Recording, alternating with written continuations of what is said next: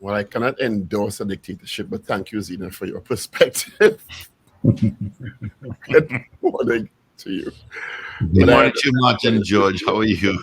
good morning, Yeah, hi, good morning, Steve. Martin. Raise your eyebrows. Yes, you raise your dictatorship. What? How are you going, Martin? Thanks for joining us. Yeah, thanks. It's always a pleasure. Wonderful. Thank you. Well, as you hear, because the question this morning is: do you agree with the acting Prime Minister and Minister of Finance, Colm Imber's decision to continue the probe despite the request by the Auditor General through her Freedom Law Chambers to discontinue for several reasons outlined? What are your thoughts on it? Well, I mean, the thing is, apart from being a highly politically charged issue, there is the basic issue of the governance structure and the accountability questions.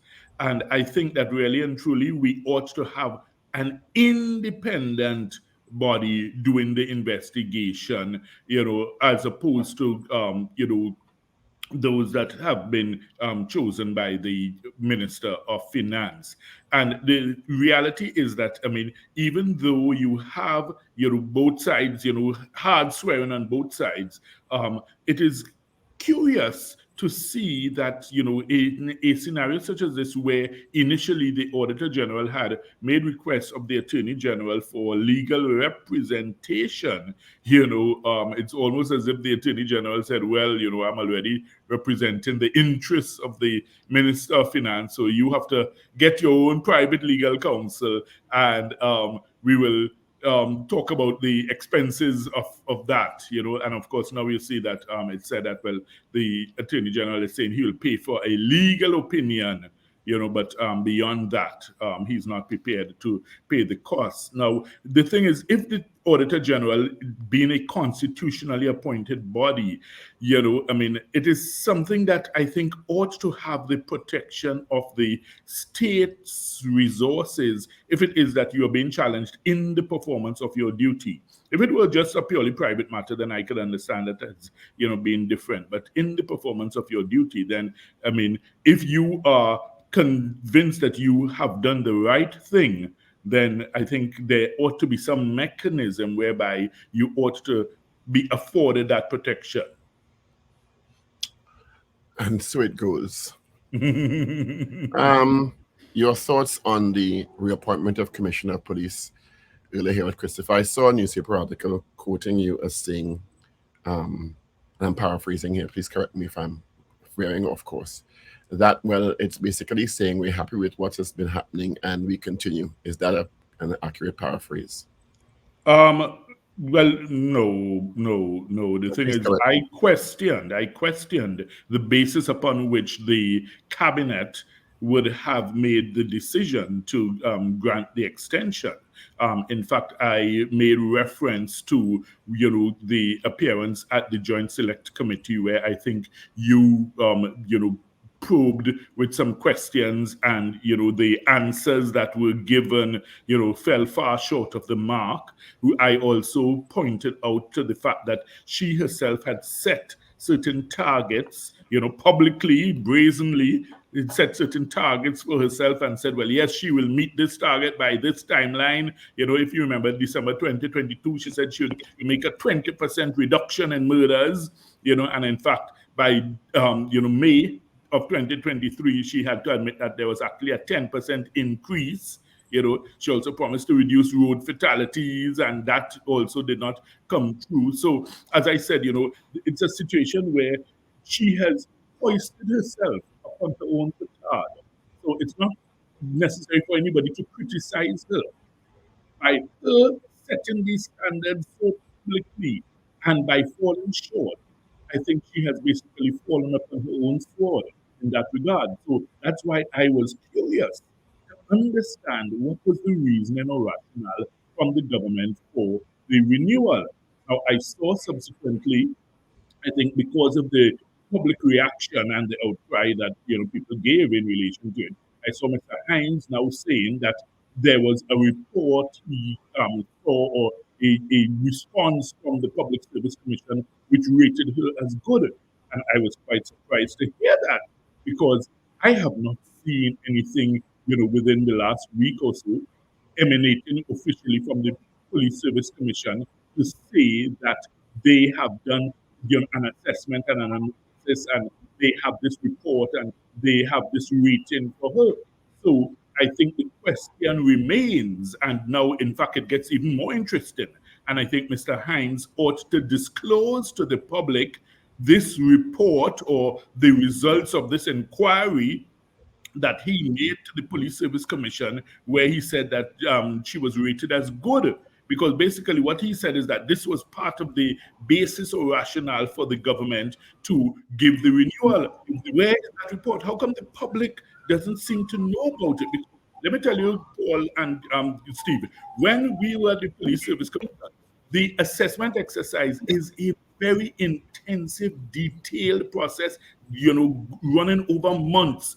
We assess on several aspects of financial management, your human resource management, how you manage in terms of, your morale within the ranks, how you deal with issues of promotion, how you deal with issues of discipline. Listen, man, there were so many different criteria. So just to come and, give this simplistic response to say, well, you spoke to the Police Service Commission and they said it was good.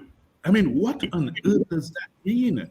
Where are the criteria? What were the parameters? What were the scores in each sector?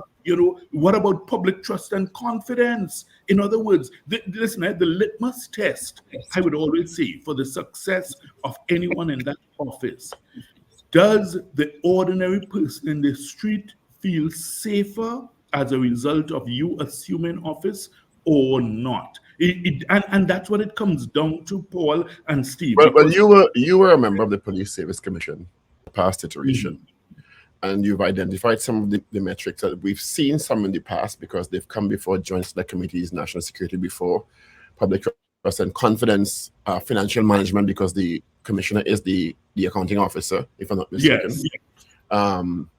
The issue of management of crime in various metrics, stuff like that. Had it been a normal practice when you were part of the commission to make public that sort of assessment? How often do those assessments of commissioners and deputy commissioners take place, so we get a sense of what had been the practice in the past? And is it normal for those metrics to change?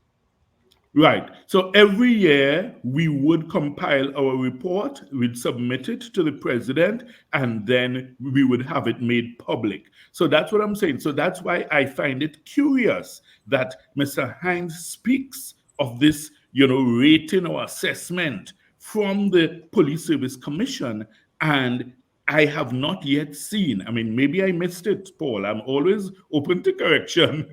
So maybe I missed it. But the point is, within the last week or so, I have not seen or heard anything from the Police Service Commission saying, well, look, we have a report where we assessed the commissioner and the deputy commissioners, because it's all that you're supposed to assess. And, showing what the breakdown of the results of that assessment would be.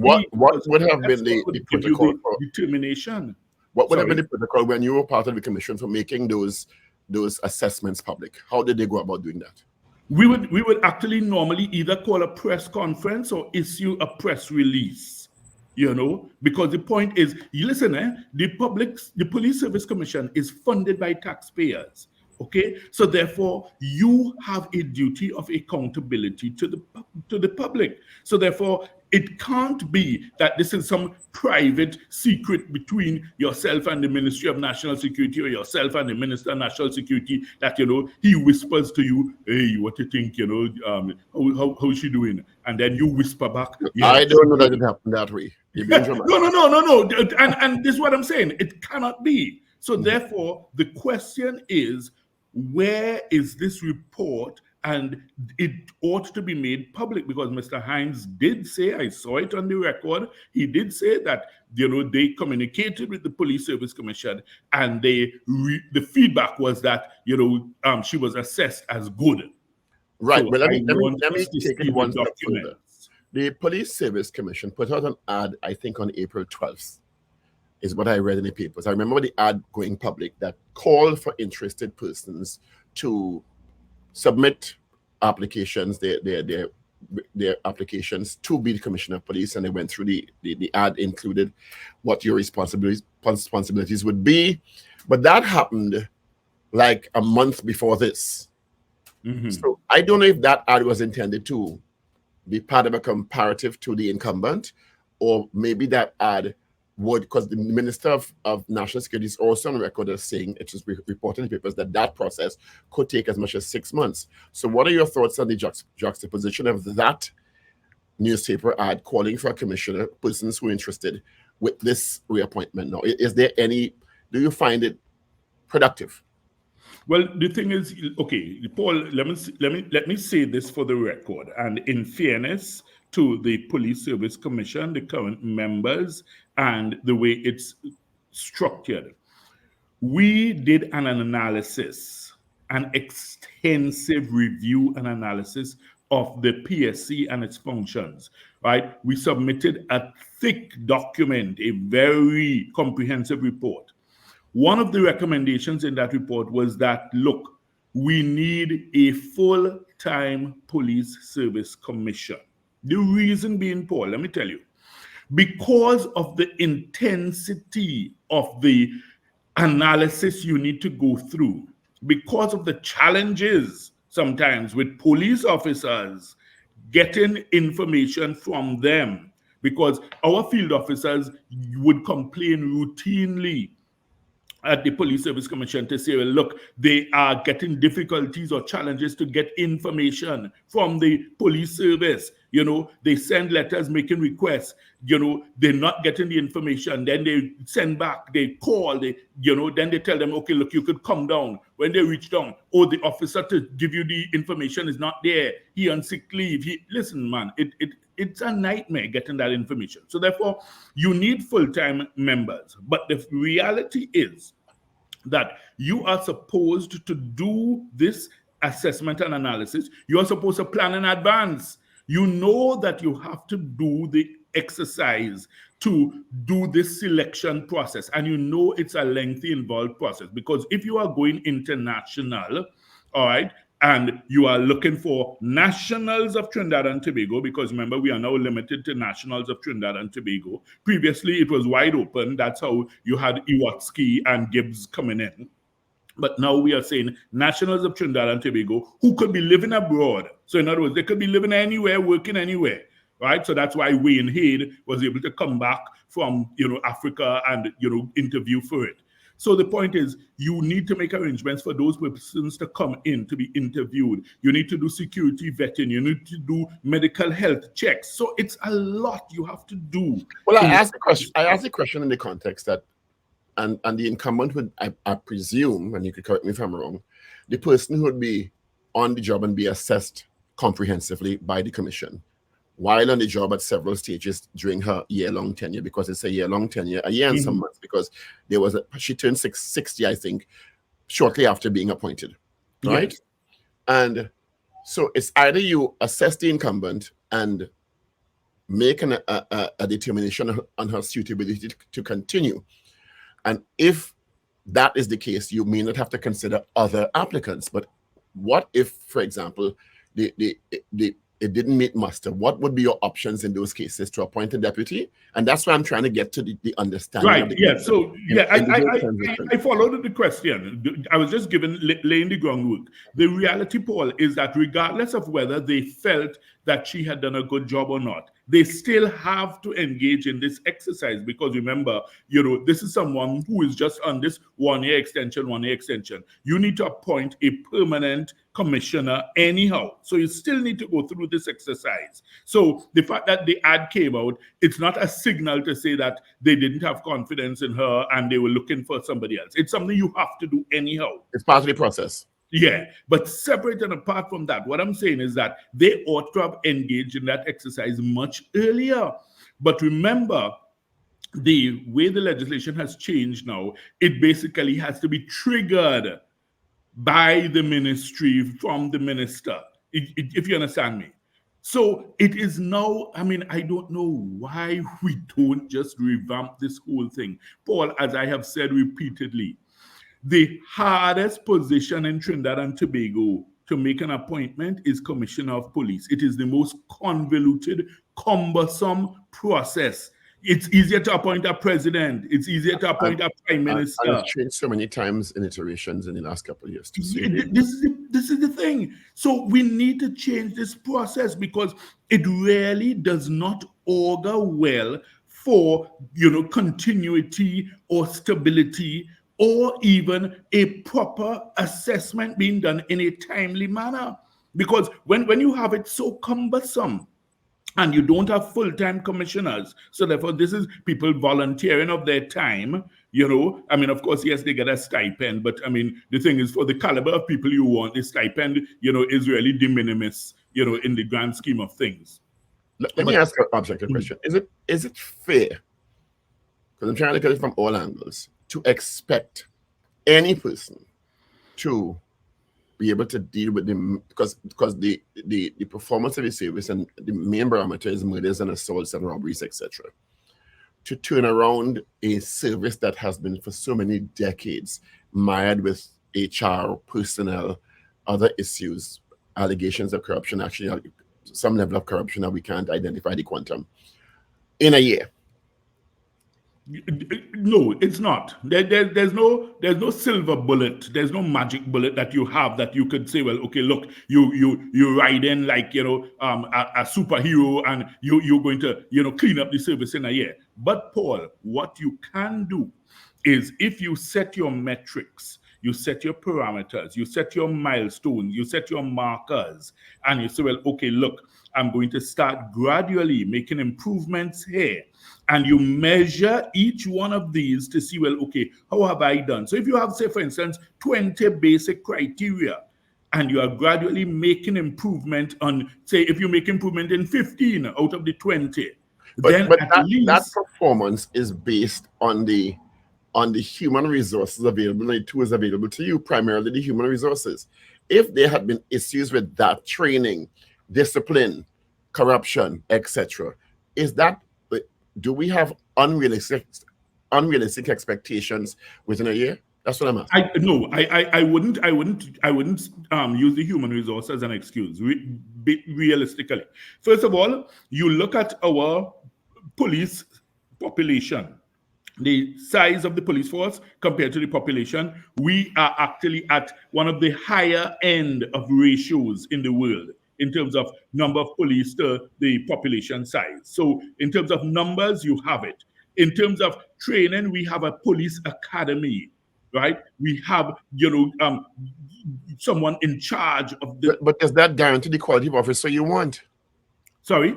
Does that guarantee the quality of officer you want? No, but the point is the fundamentals are there to try to generate that. So if it is that it's not working, then you need to go into the academy and make the necessary changes. And remember, the commissioner has full power. I don't think the public understands. The commissioner of police has the power to discipline officers, even to the point of basically terminating an officer. So you have extensive powers of control in terms of how you manage. And that's why I'm saying it's so important for us to get to see whatever Mr. Hinds would have been privy to, or the government would have been privy to, in terms of those details to see, well, okay, how are you progressing in these small steps? I'm not just taking the simplistic view to say, well, okay, the murder rate. Because that's, I think, too banal, and coarse an analysis to say, well, you're assessing somebody's performance and that alone. But the point is, all these other little things, if you're not making progress in any of the minute details, then I will say you are definitely not a success at the job. Relatedly, another murder in Tobago yesterday. Last night, yes, I saw that. I saw What is that, and happening from what people are saying it, on the ground? What do you think is causing it? I heard a report saying, well, the gangs from Trinidad have now gone to Tobago and they're ramping up well, the Paul, activity. the point is that to me seems to be an oversimplification and an excuse that is being given for the failure to meet and treat with the reality of what is happening in Tobago. In Tobago, what we are witnessing is the blossoming and the coming into fullness of Tobago's own homegrown banditry. And I make no apologies for saying so, Paul. A lot of it is Tobagonians. So this blanket excuse that we like to fool ourselves with and, cloak ourselves with and say, oh, well, no, it's not Tobagonians. It's people coming up from Trinidad and committing these murders. Give me a break. A lot of it is young Tobago persons whom we know, who are in our communities, who are in our families, who are in our homes. Let's be real. So it's time that Tobago starts facing that reality and starts dealing with it and meeting and treating with it. I'm not saying that they may not be influenced or assisted by persons from Trinidad or persons, who are members of gangs in Trinidad. I'm not saying that they wouldn't get that help, but don't try to paint this picture that, Tobago is this haven of, saints and, people who are filled with such sanctity that they could never be involved in this. No, that's not the reality. Another the reality disturbing is that a component lot to of this them is, are Tobagonians. another disturbing, is it 2 or 3 women killed in the 9? I think 3, out of the 9. Isn't that another disturbing phenomenon? Not that the killing of men is any better, but I mean, it speaks to a different kind of sensitivity. It gives one cause to pause. Mm-hmm. It certainly does. It certainly does. Yes. And you see, the thing is, when you just sweep it under the rug and say, well, it's gangs from Trinidad, you make it appear as if, well, it's nothing to do with Tobago. And that means that they are not facing the reality or confronting the issues. You have so many young men in Tobago, Paul, who are jobless, who are idle, who are, they feel a sense of hopelessness, no sense of future. They have not been able to fit in to what is the societal norm of being able to access the opportunities, either job-wise or career-wise. So therefore, their choices, they feel, are limited to maybe joining up with what's going on the block and that kind of thing. So the point is, you have a whole cadre of young men. I mean, I have spoken to teachers, I've spoken to educators, I've spoken to persons in the education system in Tobago. Paul, there are students in some of the schools in Tobago who are preparing for O-levels or CXC CAPE, who cannot even, spell their names. So what is the point of you? You're in Form 4, Form 5, and you can't even spell your own name. That's not limited to Tobago, right? It happens right here. Right, yes, it's not limited to Tobago. You're correct. It's not limited to Tobago. It's a general failure of the education system at some level. I'm going to say big reshuffle. Reshuffle of the assembly. I take back the big. I retract the big. Some changes in the assembly construct. And Mr.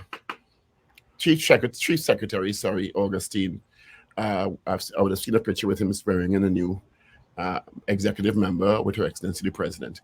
Your thoughts on this? Well, it was announced, it was leaked last week it would come. It came. And then, yeah, well, I mean, Paul, my initial reaction remains the same. I said it's much ado about nothing, because for almost 2 years, there's been the idea floated of, this proposed reshuffle and this changing of, the guard, etc., etc. And really and truly, it turned out, instead of a big bang, it's turned out to be a damp scribble.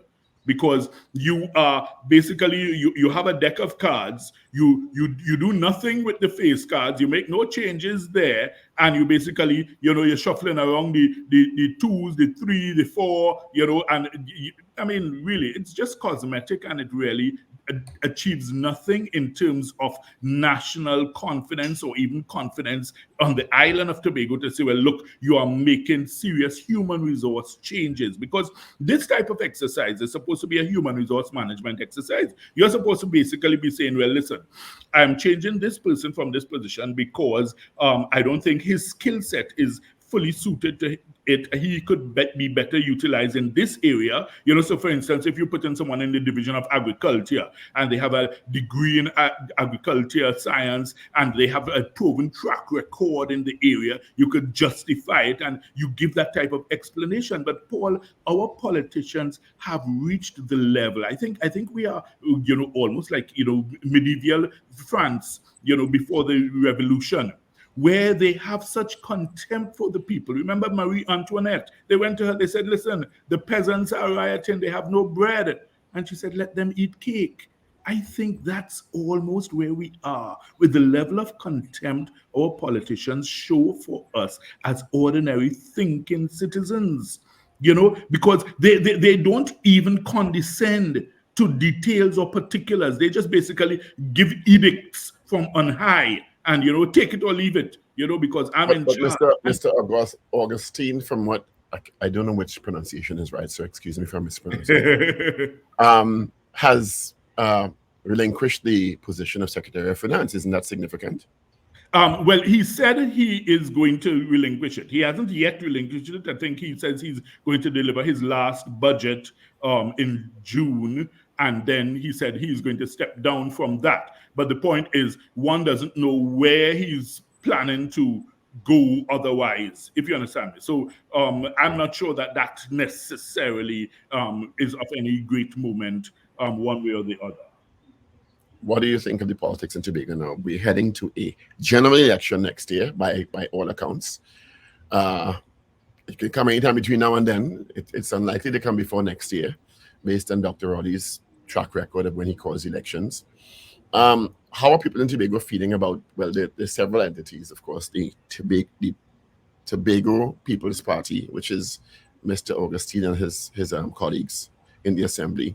We have the PNM, and we have Dr. Soyafat Angus and others in the fray. What do you think? How do you think it may play out? Because those two Tobago seats are going to be critical, king or queen maker.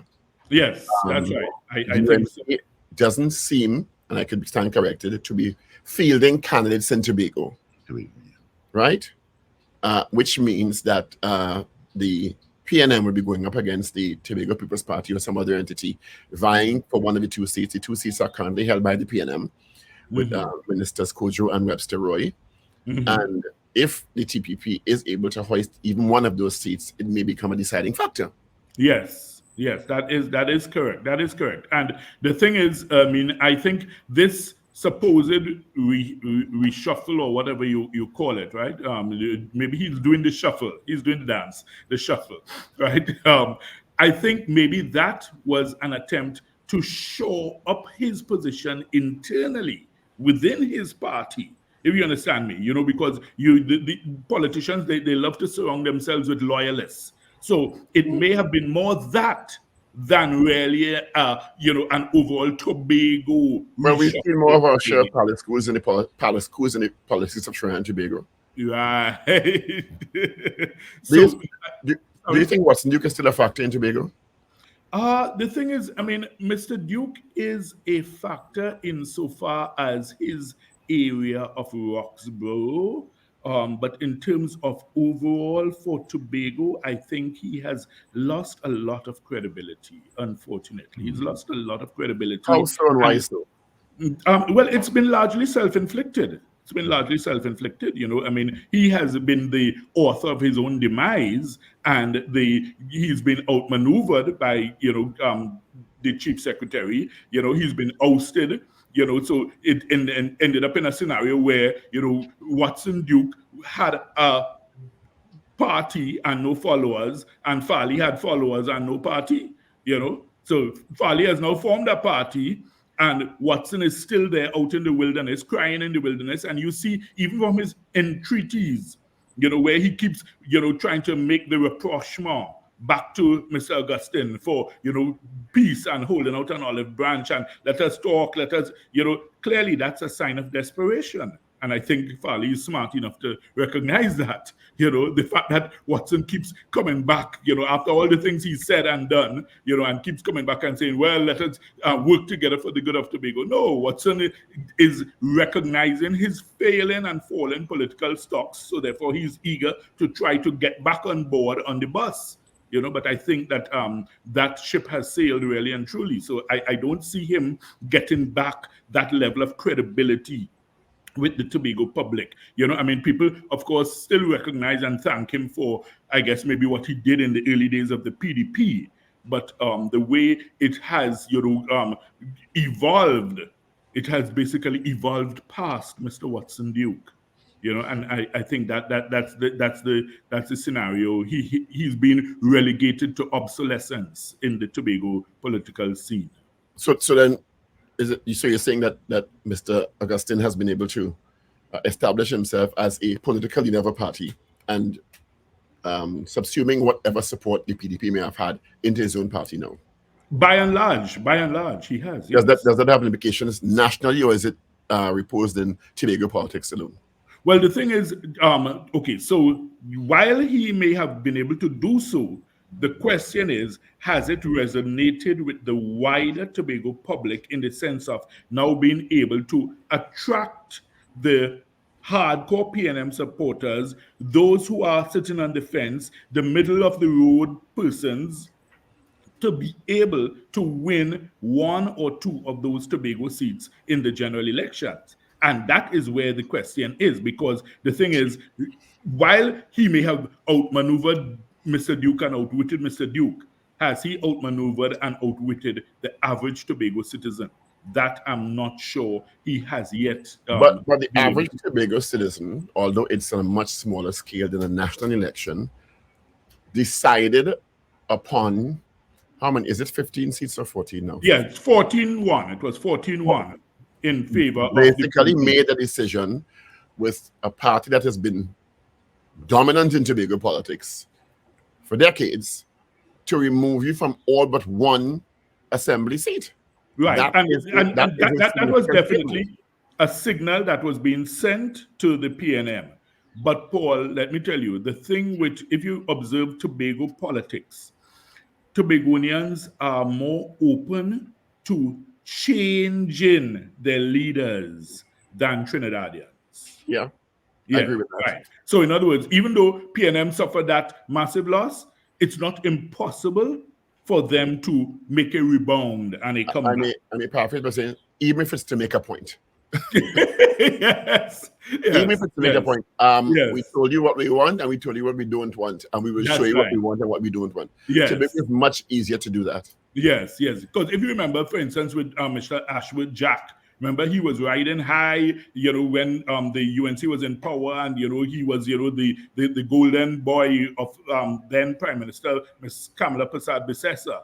But Tobagonians put a resounding licking on Mr. Jack, because they utterly rejected him. So it can happen. So the thing is, that's what I'm saying, that even though Farley may have won the battle, he could still lose the war in terms of the general elections fight for those two seats if he doesn't strengthen his resources and ensure that he puts two very strong, very credible candidates for those two seats. And you need to, tighten up and improve in terms of your public service delivery to be able to convince persons that, look, hey, I'm ready for the big times, the big leagues. Final question. Your statements quoted in the newspaper indicate that all this shifting around in the assembly is nothing if Tobago businesses don't benefit. What's the business climate like in Tobago now? Well, the thing is, Paul, it continues to be challenging. I could tell you that for a fact. And we have unfortunately seen no clear sense of direction from this assembly as to what is the economic plan. But then again, maybe they are taking their lead from the central government, because nationally in Trinidad and Tobago, we really seem to have absolutely no clear economic plan for our future. We mouth the catchphrases about economic diversification and we trying to move away from dependence on oil and gas, and every year in the budget that is. But is that an accurate statement? Okay. My recollection of the statements is that the energy sector remains our mainstay. There has been diversification within the energy sector, and the manufacturing sector is growing. So I don't really hear what you're hearing. Right. No, Paul, listen, what I'm saying is that we speak of it on a national level, right? The growth in the manufacturing sector is not government driven, that is private sector driven. So that has nothing to do with government policies. That's what I'm talking about. But is that also fair? Because the growth in the private sector, the government will say, is because of their facilitation, also because they've included energy products in the manufacturing sector. Paul, trust me, I'm a member of 2 major business chambers, and the ease of doing business is not there. In fact, business persons complain all the time about being hamstrung by customs, by the port, by the delays, right? Same old. The red tape. That's my point. So look at the shortage of foreign exchange.